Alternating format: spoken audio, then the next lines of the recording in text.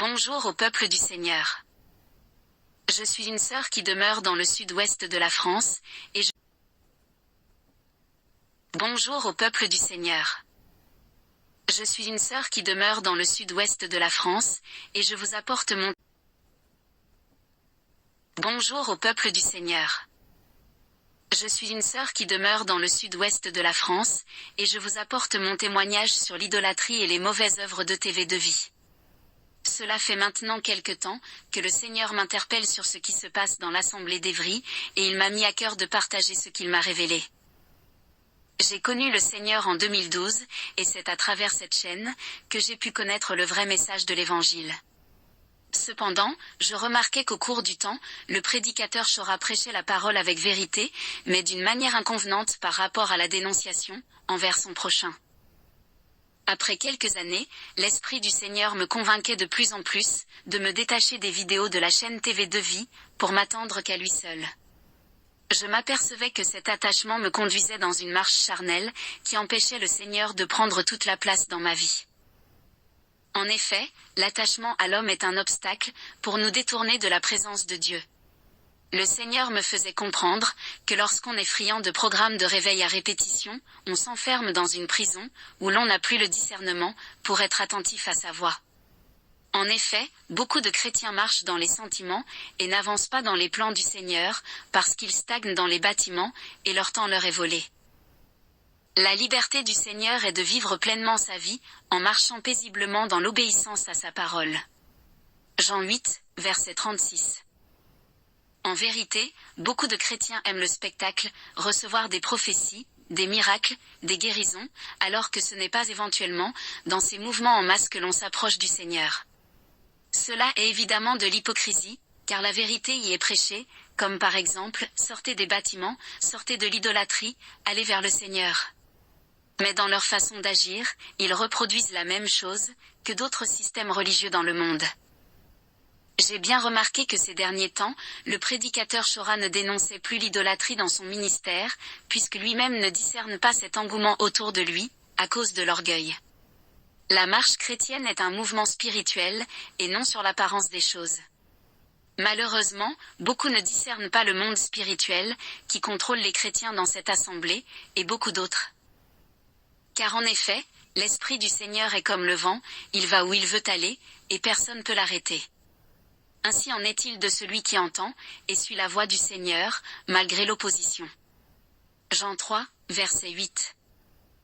Je me souviens de l'année 2019, lorsque les choses commençaient vraiment à se controverser, par rapport aux œuvres de l'Esprit. Car effectivement, ce n'est pas par la démonstration des œuvres, qu'on reconnaît un arbre à ses fruits, mais un cœur pur, animé de l'amour du Père, qui nous donne bonté, et sagesse. Matthieu 7, verset 20. C'était pendant la période du Covid-19, où nous étions en confinement, et plus personne ne pouvait se réunir dans des salles, ou autres, à cause de la contamination. Cette période de confinement a été certainement un moyen utilisé par le Seigneur pour éprouver beaucoup de chrétiens, notamment ceux qui avaient l'habitude de se rendre au programme de réveil. À ce moment-là, Chora continuait de partager ses prédications sur sa chaîne depuis chez lui, avec son téléphone portable. Je remarquais qu'il y avait un problème spirituel, et que sa façon d'agir était poussée par sa propre volonté. À cette période, il annonça en direct que le Seigneur lui avait dit de se cacher du public à cause de l'idolâtrie. Dans la réflexion, je me disais qu'il se trompait, puisque sa position en tant que serviteur n'est d'aucun cas au-dessus des autres. L'Église, qui est le corps du Seigneur, n'est pas basée sur un système pyramidal, mais elle est composée de plusieurs membres, distribuant les dons de grâce pour l'édification de chacun. 1 Corinthiens 12. Comme nous avions tous remarqué, il décida de flouter ses vidéos, et de ne plus se montrer devant les caméras en direct. Suite à cela, le Seigneur m'expliqua qu'il était dans l'erreur, car sa volonté était de le mettre en retrait, et le diriger autrement. Par manque d'humilité, Chora n'a pas su comprendre la volonté du Seigneur, et s'est laissé emporter dans un activisme sectaire. 1 Samuel 15, verset 22. Un jour, le Seigneur me révéla l'état des âmes, attachées au programme de réveil, au sein de l'assemblée d'Évry. Je voyais la salle remplie de personnes qui se tenaient assises, et le prédicateur Chora prêchait devant elles. Chacun était enraciné au sol, et Shora retenait tout le monde par un grand cordon, les liant vers lui. Je voyais aussi le mouvement de cette assemblée se déplacer, comme une nuée dans le ciel, allant d'un endroit à l'autre, parcourant les mêmes endroits, et sans s'arrêter. Pendant que je priais pour les âmes, le Seigneur me montra un esprit démoniaque sur le toit des locaux de TV de vie. C'était un grand dragon avec de grandes ailes, et se tenait là pour dominer les lieux. Je comprenais que l'esprit de contrôle a pris place, à cause de la faiblesse de l'homme.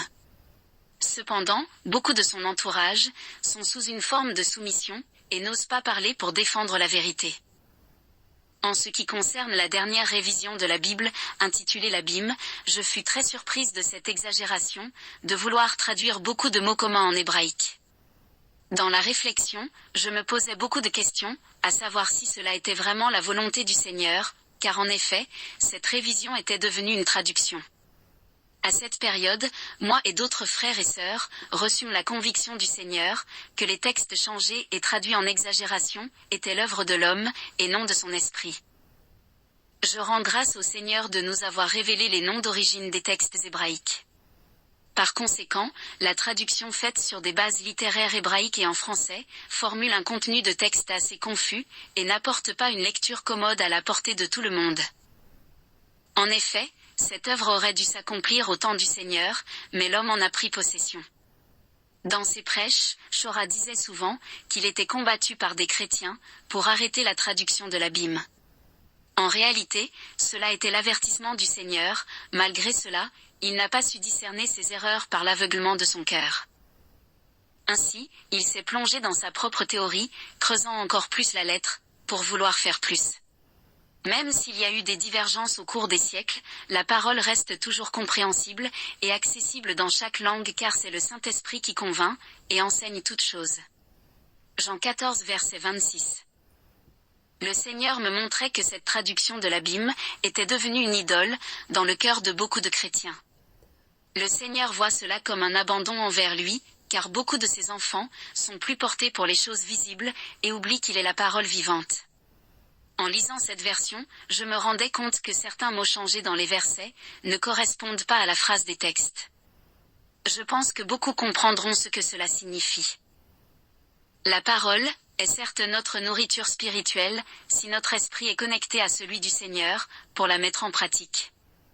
Jacques 1, verset 22. Un jour le Seigneur me fit voir l'état de l'assemblée de TV de vie, lors d'un programme de réveil.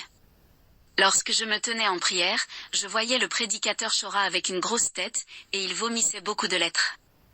Là, je comprenais qu'il vomissait tout ce qu'il avait emmagasiné dans son cœur, par rapport à cette œuvre. 2 Corinthiens 3, versets 3 à 6. Sans se rendre compte, il s'appuie fortement sur ces bases littéraires, qui ne sont pas nécessairement utiles à la marche par l'esprit. Cela est bon de s'instruire, mais exubérant, si cela est doctrinal. Car en effet, la lettre est morte si nous la méditons par notre intellect, et non par l'Esprit du Seigneur. 2 Corinthiens 3, verset 6. Dans cette atmosphère religieuse, il y a comme un endormissement spirituel, qui étouffe les chrétiens, et ne peuvent recevoir les choses du ciel, que le Seigneur veut leur communiquer. Chacun doit veiller sur son cœur, et accepter la réprimande du Seigneur, s'il se trouve en désaccord avec sa parole. Il n'est jamais trop tard, si on se soumet, pour reconnaître ses erreurs. Mieux vaut tout perdre ici-bas, que de rater le ciel. Jacques 4, verset 7. Ce message n'est en aucun cas pour condamner qui que ce soit, mais interpeller sur les influences spirituelles, qui provoquent du désordre, et créent des divisions. L'amour du Seigneur est d'exposer la vérité, pour libérer les âmes, et non les condamner. C'est pour la liberté que Jésus-Christ nous a rendus libres. Demeurez donc fermes, et ne soyez pas de nouveau pris au piège, par le joug de l'esclavage. Galates 5, verset 1. Soyez bénis.